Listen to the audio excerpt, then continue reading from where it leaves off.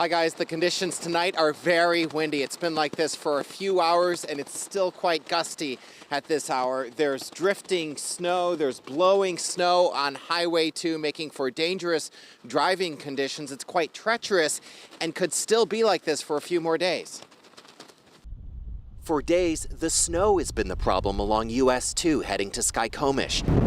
Tonight, it's the howling, at times blinding gusts. Because of the high winds, it's just not safe to be driving up Highway 2 unless you absolutely have to go up there.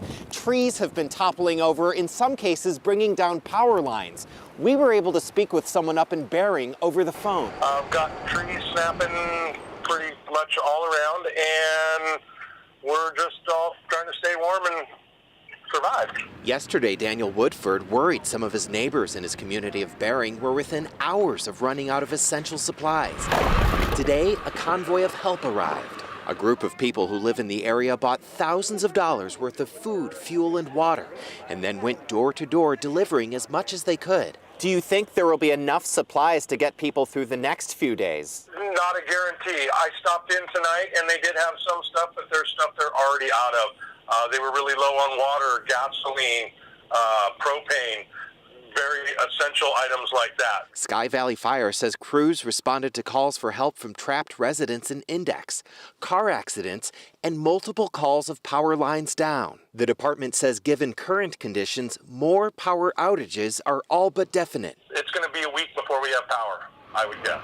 As conditions potentially worsen, the community plans to keep the supplies coming. Everybody's coming together to help each other.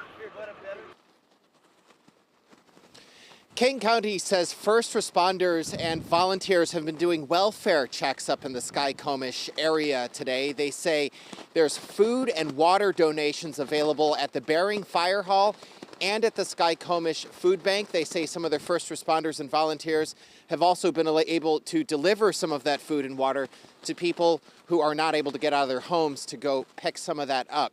Highway 2 here, that's open to local traffic up to Skykomish. If you live up there and you have to get up there, you're able to drive up there tonight. But with the gusting wind and the possibility of more trees falling down on the road, they're urging extreme caution if you're going to be out on the road tonight. Live in Sultan, Ted Bland, King 5 News. You can see why it's so windy, really dangerous. Thank you, Ted.